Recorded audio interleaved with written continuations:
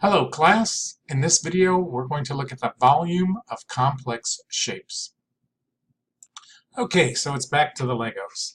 And if we were looking at this in area, because these are all just 1 unit high, so we could say that this is 4 by 6, 24, 4 by 6, 24, 4 by 6, 24.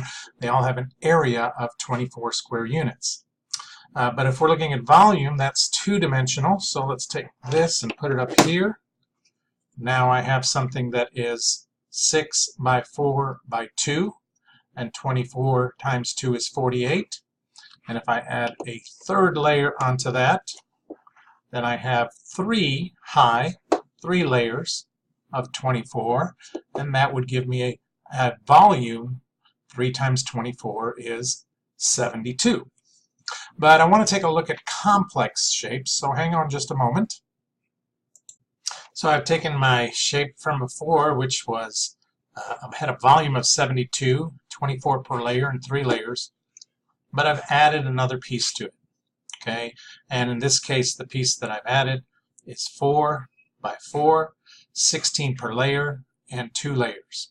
Okay, so basically when we're looking at the volume of irregular shapes, we have to do the same thing that when we were looking at complex or irregular shapes just in area. We have to take them and put them into shapes that we can use our formula, length times width times base, to define the area of those shapes. So take this shape right here. Here is that same shape still, only this time what I can do is I can take it apart, and I have 2 shapes that I can use the formula for, and if I know the volume of this piece and the volume of this piece, add them together, I would have the volume of both pieces if they were one whole unit.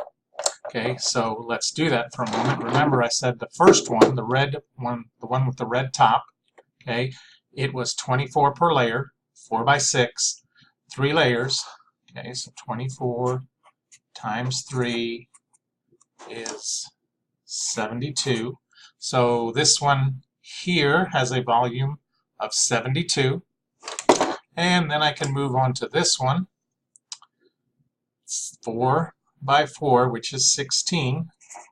And there are 2 layers of 16. That's 32. So if I were to figure the volume of a shape that was irregular but had these 2 size pieces that make up that irregular or complex shape, then I would just take the 2 volumes, add them together, and that would be in units cubed. All of these are measures of volume, so they're all in cubic units.